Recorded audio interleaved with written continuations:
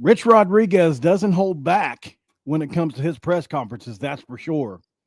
Maybe a half dozen more corners. Who the heck else is he going to get?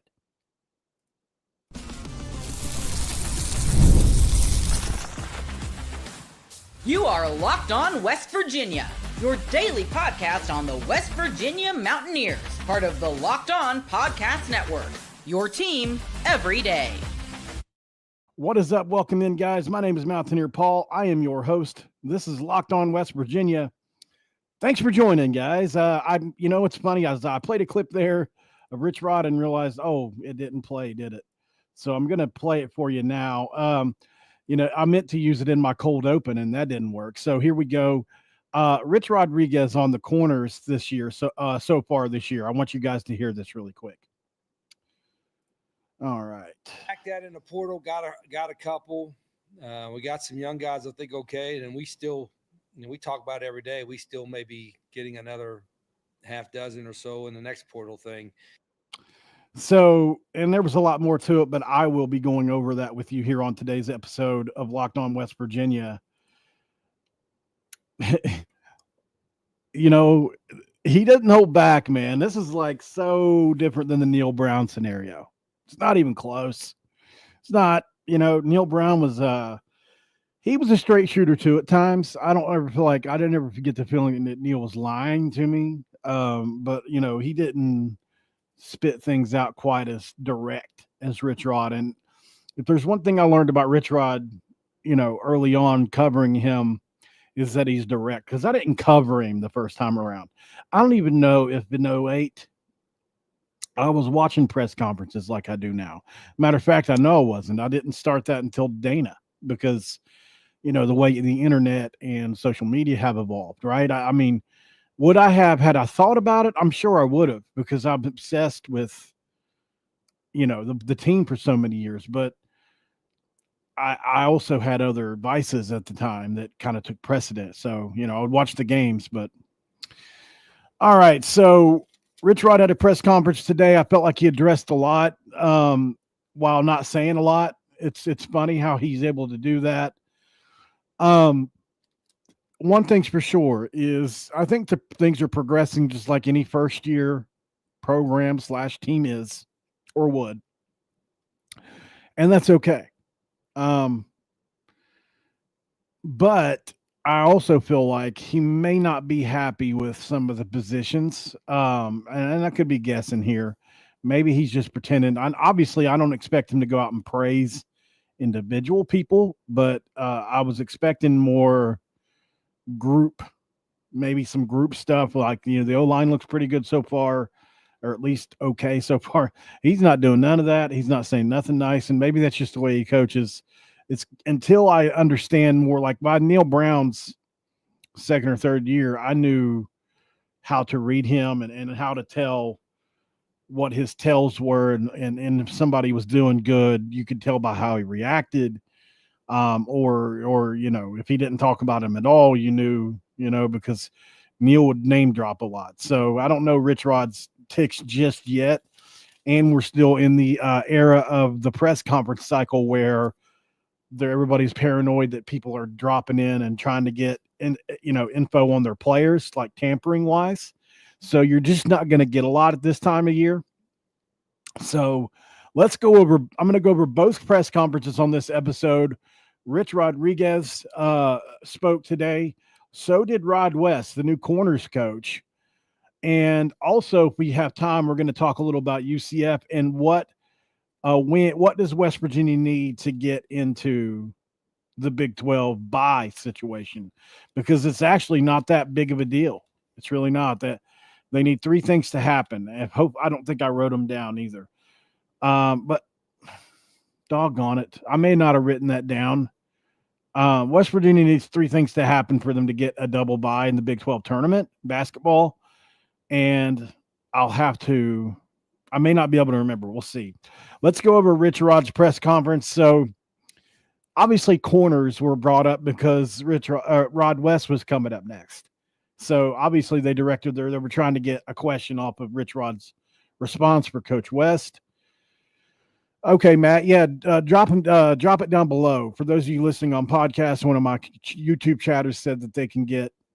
There we go. Arizona to beat Kansas, Iowa State to beat K-State, and West Virginia is doing. Thank you very much, Matt.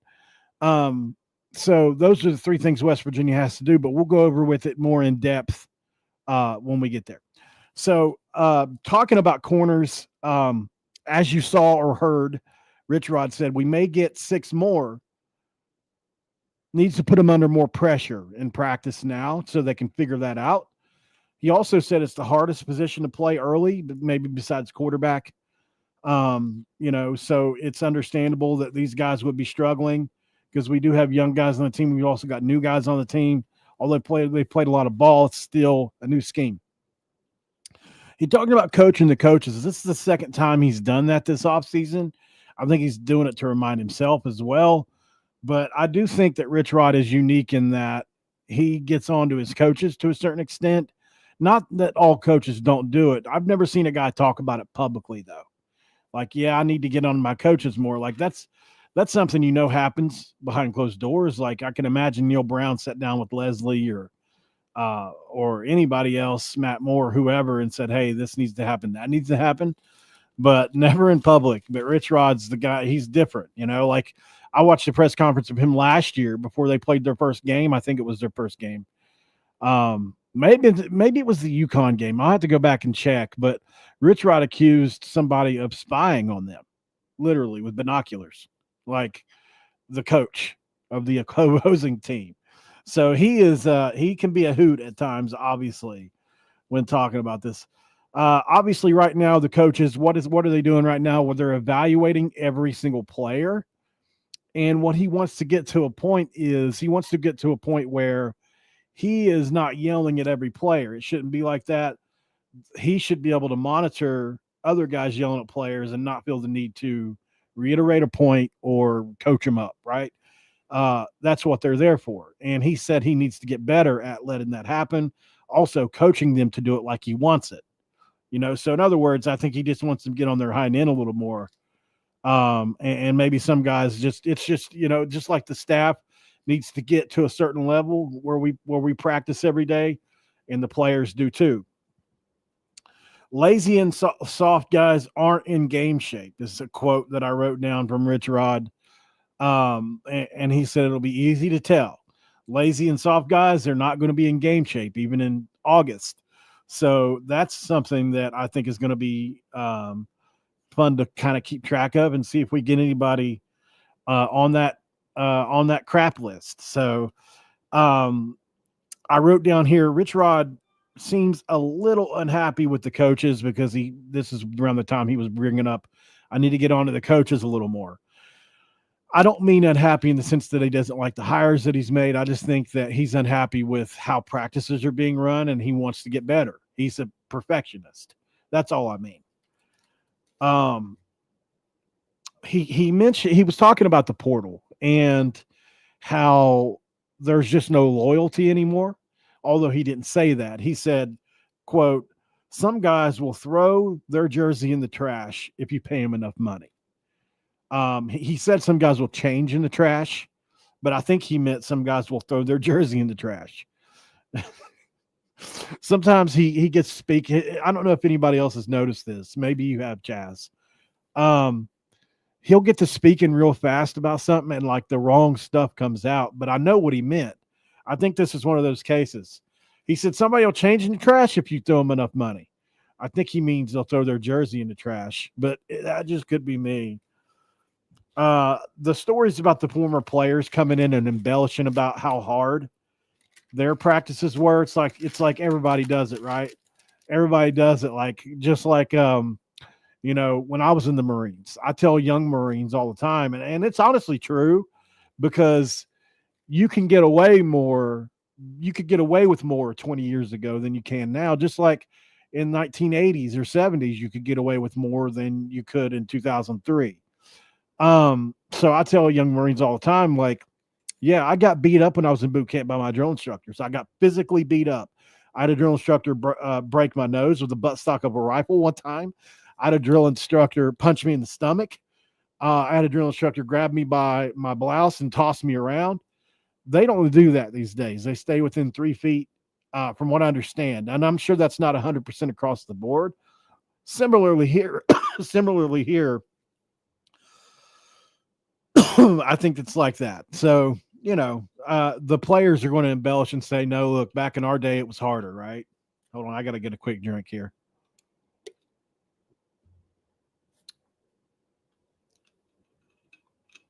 All right. So another thing he talked about is you need to know what degree do you demand of people? What degree of demand do you have for people? Because it has to be consistent across the board. Players must see them coaching them to get better, right? So, in other words, players need to trust that you're going to get them better. This is a RichRod. This is what I'm trying to summarize what he said here. This isn't my shorthand here kind of messed me up, but what he was getting at is, even though we're being hard on them, it's like your dad, or it's like my dad. When I was young and my dad whipped me, I knew that it was because I did something wrong. And I knew that it was to better me in some way, even though I hated him, cursed him, even wished he was dead when you're a little kid, I wish he'd just die, like that kind of thing. But at the end of the day, I still love my dad and would have took a bullet for him. And I think what he's getting at here is players have to see that it's worth it to go through this because you're going to get me better on the other side. And that's everybody's end goal. And I agree. I think that's definitely something in coaching that gets lost in the translation a lot, is that. So let's go to a quick break. Just 10 minutes came up quick. We'll finish RichRod's press conference. We'll get on Rod West's press conference. And I'm going to try to speed through this a little quicker. Stick around. This is Locked On West Virginia. And this episode of Locked On West Virginia is brought to you by Nissan. The Armada Team of the Week is brought to you by our friends at Nissan and the all-new 2025 Nissan Armada. Each week, our Locked On college basketball experts are picking one team that stands apart from top-seeded stars to unexpected upsets. These guys showcase the strength and sheer power needed to push their team forward. This week's Armada and clear-cut team of the week is the Houston Cougars. Since joining the Big 12 last season, the Cougars have gone a combined 33-4 in conference games, winning the regular season title by multiple games both years. There's no team in college basketball that more capably embodies the rugged Armada than Kelvin Sampson's squad. Houston's tenacious defense leads the nation in fewest points allowed per game for the second straight season. When it comes to the Nissan Armada, they say go forth and conquer, and that's exactly what the Cougars have done here. It's clear that our team of the week is out here ready to conquer the road ahead with confidence. Just like you can say in the all-new Nissan Armada or any of the outstanding vehicles. So take the Nissan Armada, Rogue, or Pathfinder and go find your next big adventure. Shop at nissanusa.com.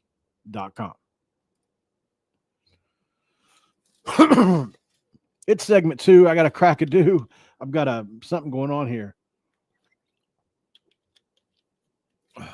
Sometimes you just swallow some spit wrong. And okay, so something else RichRod keeps bringing up is the cut down to 105. It's something that I'm going to really try to lock in on. I went and looked over the roster earlier today, and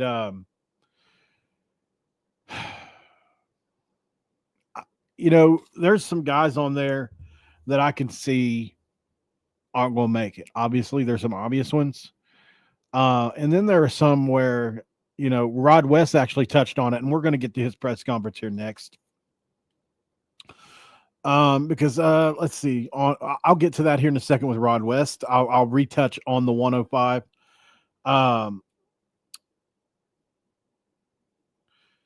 The last thing RichRod really got on here was discussions are ongoing with each player. They're already in discussions with each player about pay.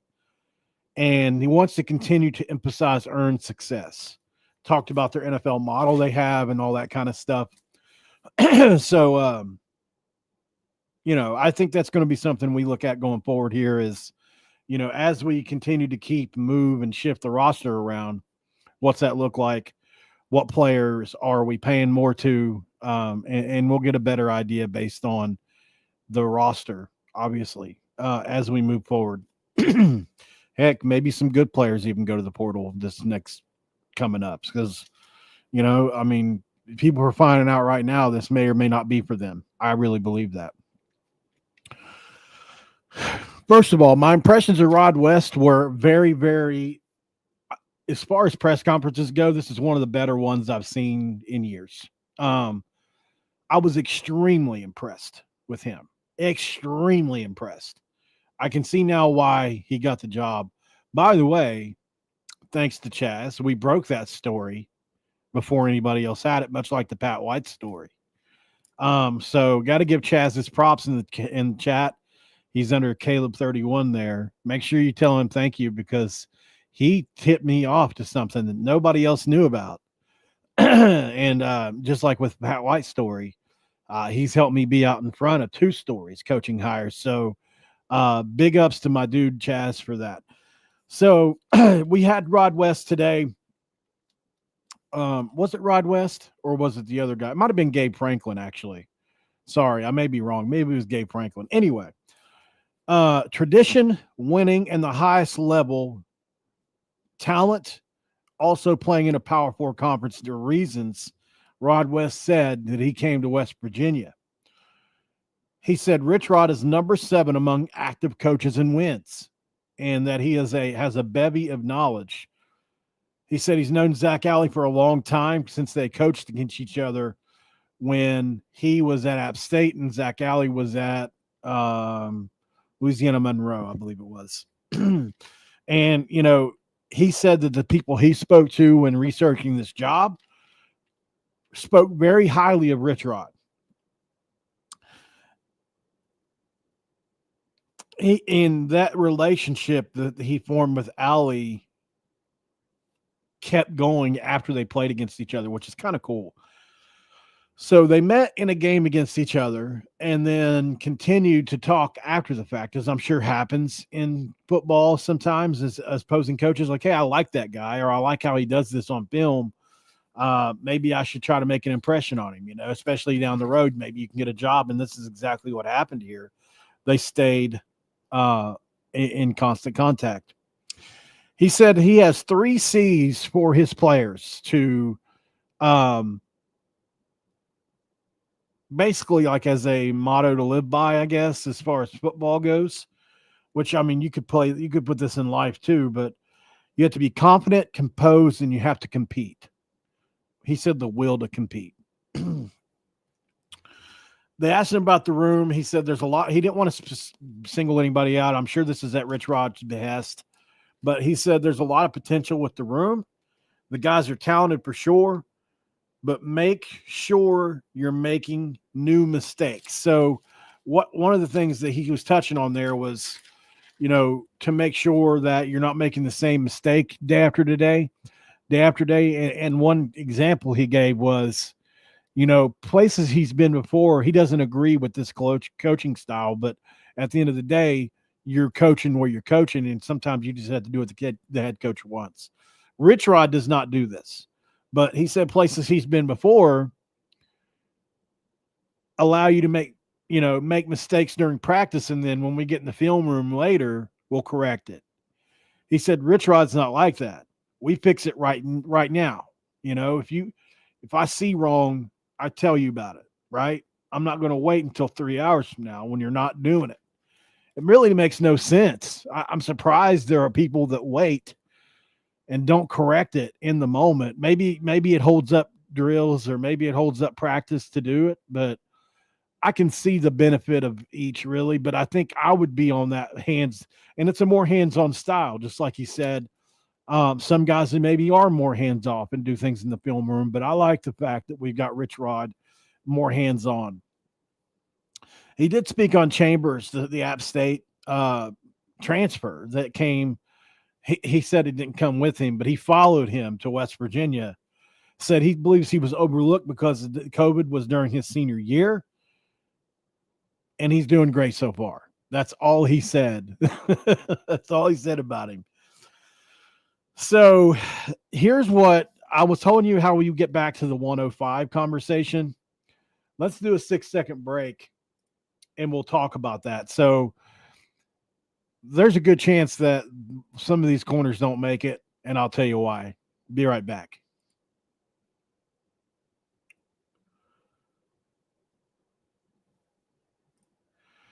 All right. We are back here on Locked On West Virginia talking Coach Rod West, the new corners coach for West Virginia, and his press conference, his first press conference in front of the media. So there are 10 players in the cornerbacks room. And let's see if I can pull up West Virginia's roster really quick. I don't know how current this is going to be, because sometimes you get some that are not exactly current.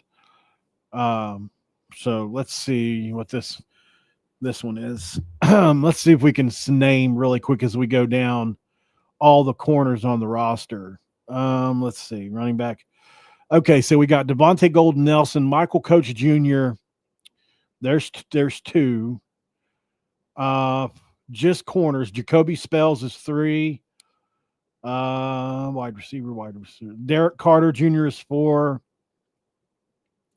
You've got Mikey Preston is 5. Not going to lie, that name is not one I've heard a lot. Keon Washington is 6. Keyshawn Robinson is 7. Jason Chambers is 8. Jordan Jackson is 9. And let's see. They may have somebody else in the room there. Oh, there he is. Jaden Bell is number 10. So let's see if they have anybody else in here labeled corner. I don't see anybody yet. Not seeing anybody. Okay, so all right. So there's 10 guys in there.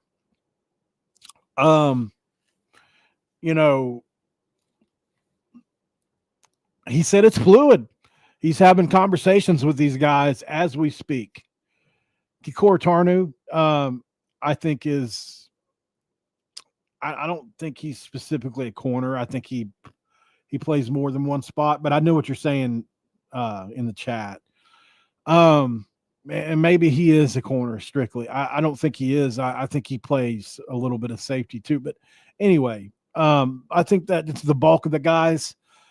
He says there's 10 in the room. That's what he said in the conference today. So I think that Tarnu's more of a he plays some safety. So of those 10 guys, I think you could probably recognize the names that are maybe in some trouble here.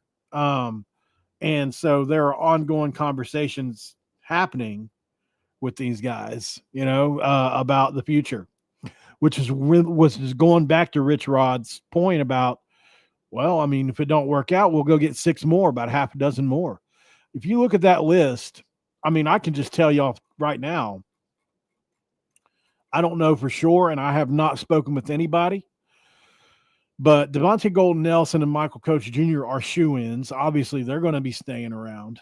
Jacoby Spells will be staying around, if I had to guess. Derek Carter Jr. will be staying around. Obviously, that's a Jacksonville State guy. That's a redshirt senior. Be really shocked if he left.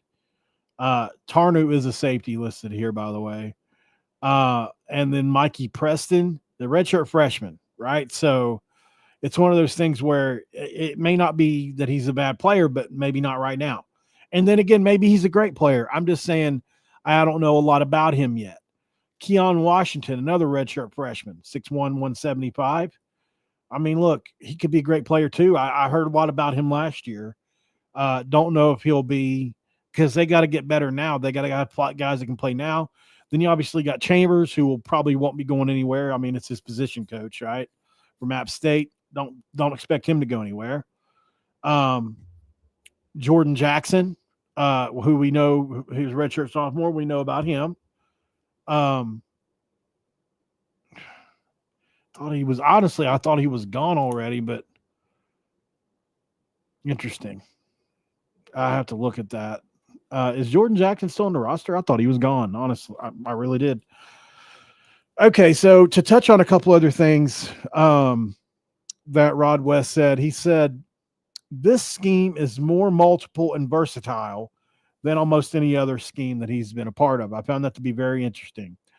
I learned a lot from him in this press conference, things that I study film and am no expert by any means. I'm a layman, right? But I do know certain things, and the way he put some things on here really opened it up for me, broadened my vocabulary. I'm going to tell you about it. So obviously, cover 3 is cover 3, man free is man free, and quarters is quarters. But we have more variation. Ali does a great job of putting this in groups and making it simple for the guys. He disguises pre-snap well. And I wrote, he really helped me here, calling RichRod style more hands-on because they correct it on the field and at film instead of just at film. So I think that was my biggest takeaway here. And I do have a couple more things from him written down here.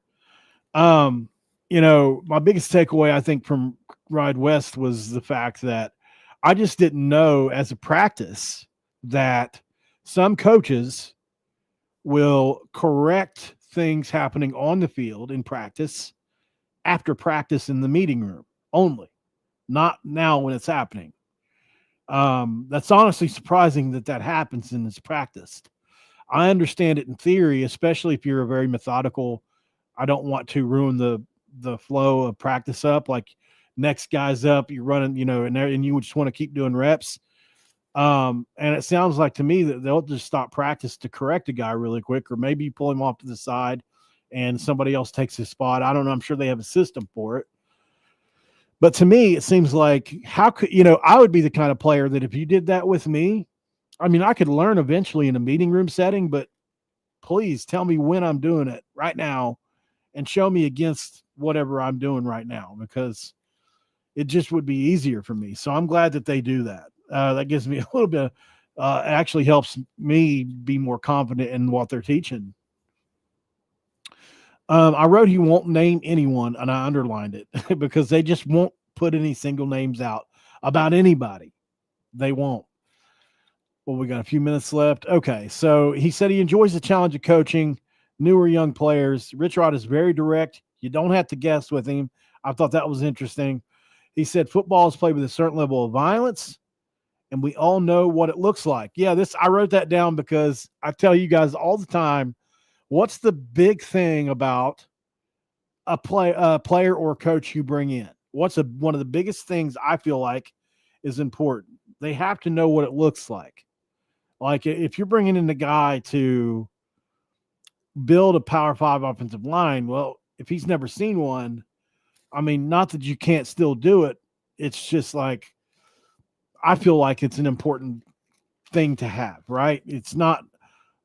I'm not saying in all cases that you have to know what it looks like, but I like the fact that he said that, because certain level of violence when you put football at the Power 4 level, and we all know what it looks like. I think that's something I really like.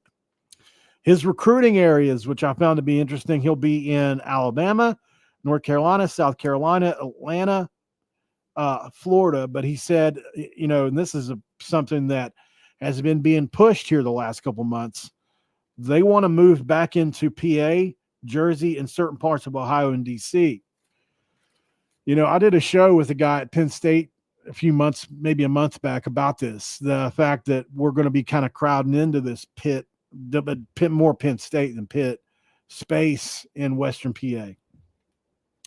And last but not least, I said, they're going to be having meetings outside of football, getting to know the players, and it will lead to success outside, on and off the field. So, they're getting to know he's getting to know these players off the field as well, not just in practice. So that's also important for me.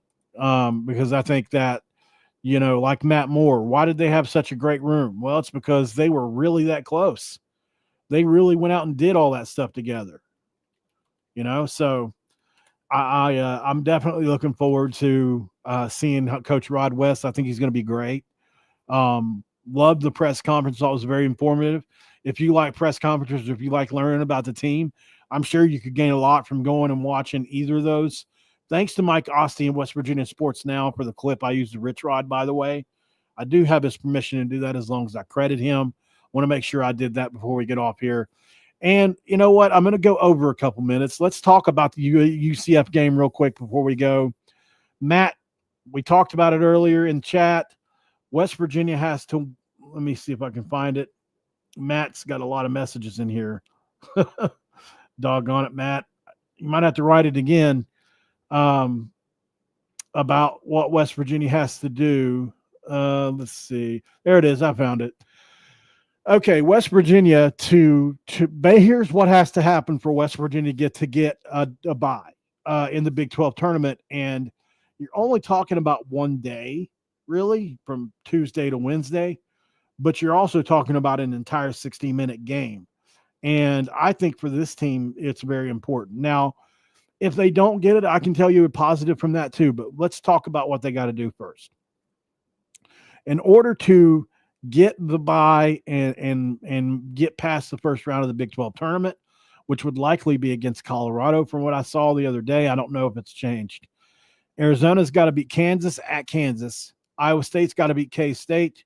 And West Virginia has to win. None of those things are guaranteed. Iowa State's obviously fallen off the second half of the year. At least a little bit worse than the first half when they were ranked almost number one. K-State, can beat anybody. I mean, they've got the talent to beat anybody on any given day.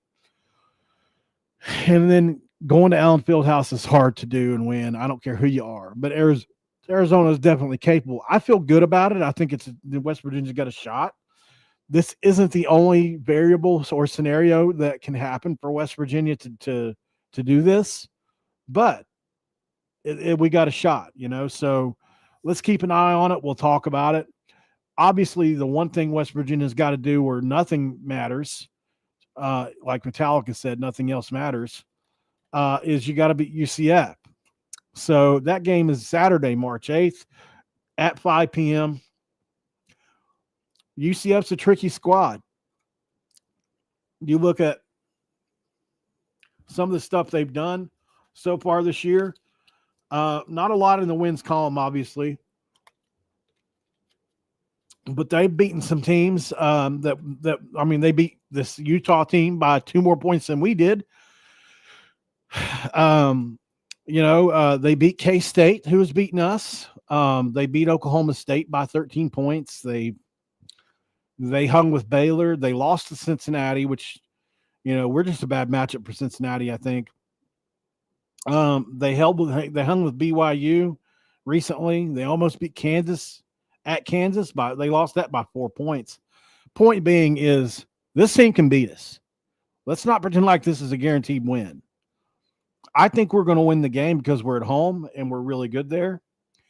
But this is not a guaranteed win at all by any stretch. And when you look at this team, obviously they got the fabulous 5-star freshman that is going to be really tough. And so if they are going to beat us, I think it's going to be through Mustafa Tiam, or I forget how he says that last name. Obviously against Utah at 18-10. They play 4 guards and 1 big is what they do. And Darius Johnson, Keyshawn Holm, Mikey Williams, and Makowski. I think that's how he says it. They also got Jordan Ivy Curry, Dallin Coleman coming off the bench, Hendricks. They got a bunch of guys that can score. So I'm going to try to get Mike on to do a preview before we play the game Saturday. But it's going to be a fun one. Certainly, and look, they're coming into the game having won 2 of the last 3 of their last 4, actually. So they beat Utah, Kansas State.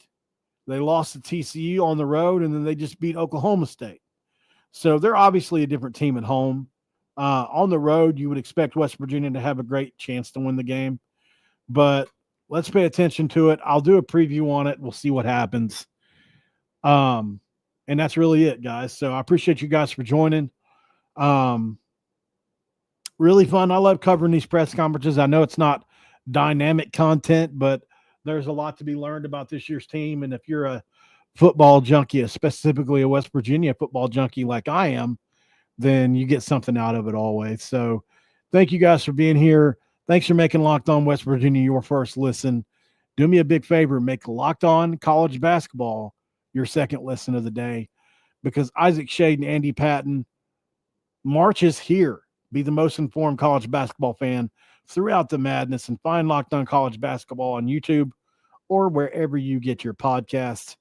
And I'll see you on the next one, guys. If there's news, I'll go live later. I don't know what's going to happen today, so we'll just have to play it by ear. But I'll see you on the next one, guys. Have a great evening. I'm out of here.